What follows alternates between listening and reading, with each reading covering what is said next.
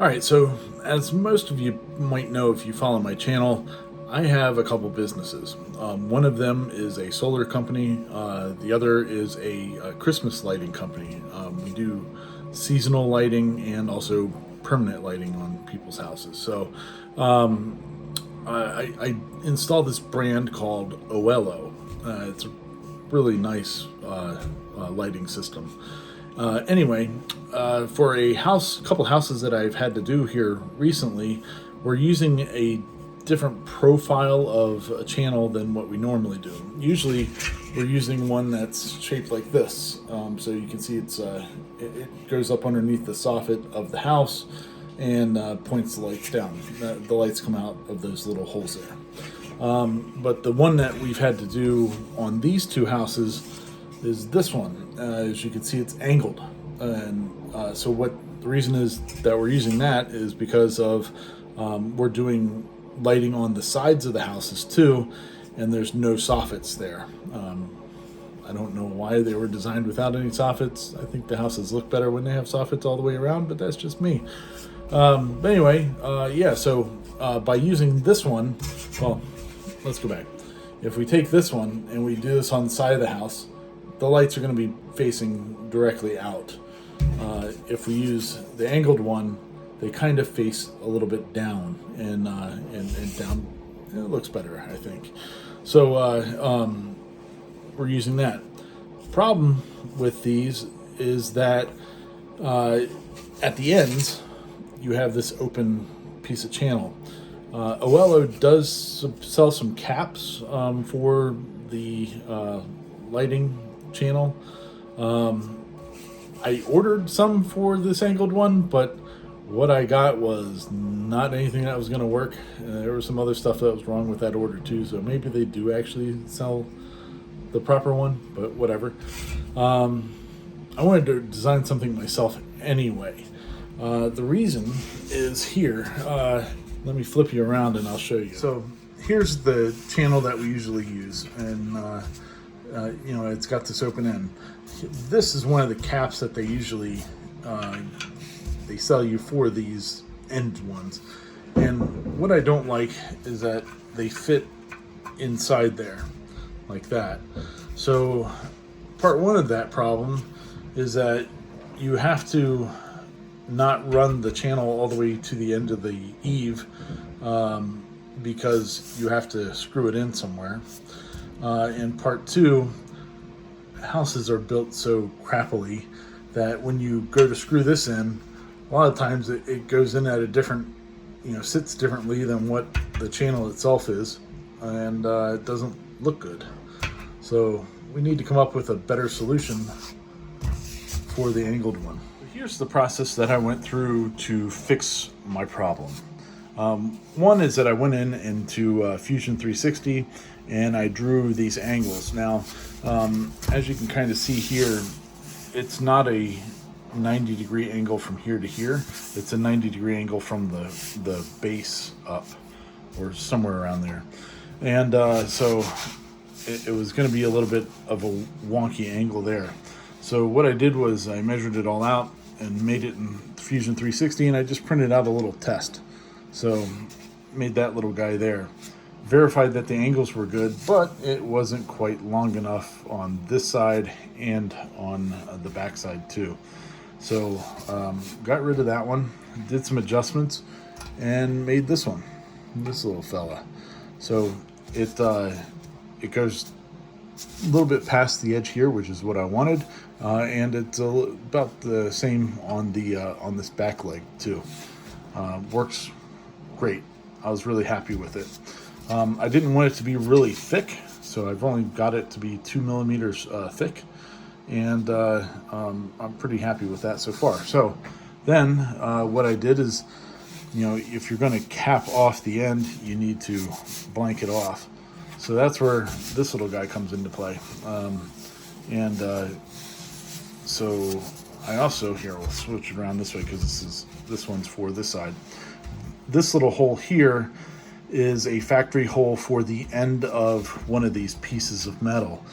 These pieces of metal are usually 90 inches long, and they have uniform spacing, so they have a hole at same distance on both ends and such like that.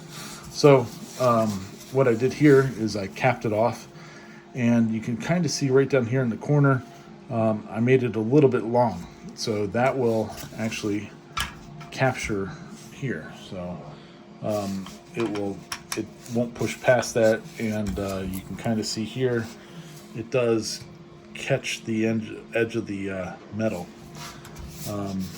So really happy with the way that looks and such like that. One additional thing that I wanted to add that the original caps do have that I did like, and that's this little cutout here for the wiring. So you have to do like a jumper wire from this section to another section. So instead of having it just come out anywhere, I wanted to put in a nice little divot or cutout for that. So that's where we came out with this one. And again, fits great, and it's got the little divot. So the channel obviously is white, this is black. So we've gone ahead and done it out of white PETG. So this stuff's all going to be, for the most part of any of these pieces, is going to be underneath of the soffits. The parts that are on the side of the house, they kind of die into the gutters and stuff like that. So you're not really seeing the edges there, but on the underneath the soffit you can. So pretty happy with that. And I guess it's time to go see if it works out on the site. I never have luck when I fill the plate. I don't even know what this one's doing. It started at the same time as that one.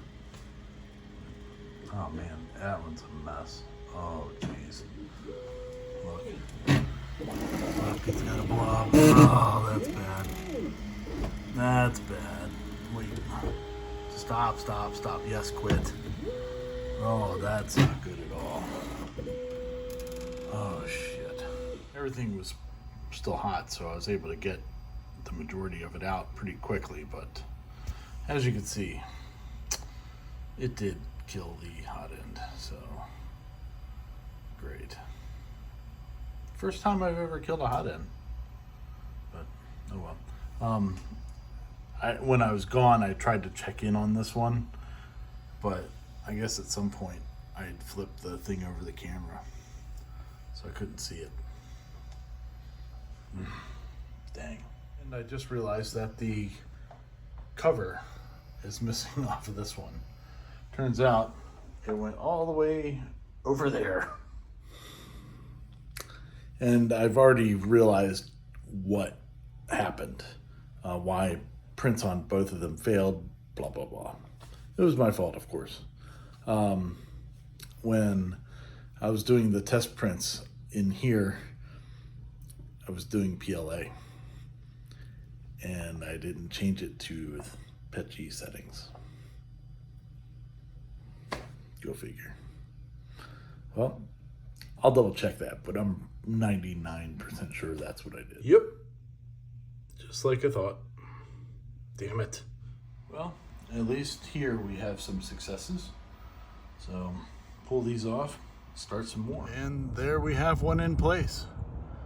So there's probably another iteration or so I could do. Something like maybe like a little bump on the inside to capture the rail a little tighter or something like that. But overall, I think it looks good. I'm pretty happy with that.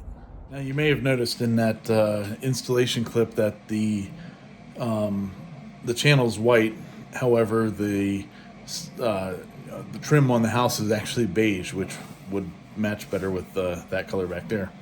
Well, one, if you go back 5 feet from where it's at, it blends in remarkably well and doesn't look like it's a difference in color. And then part two, the customer's already planning on changing out all the trim on the house to white. And so instead of having to pay for all new channel and stuff like that to get it from the beige to the white. We just went ahead and did white to begin with, and he's real happy with it. So both houses worked out really well that we were using these ends on. Probably going to make some more and you know, keep on rocking. So that's it for this week. Hope everybody has a good New Year's, and we'll keep at it next year. So thanks for watching.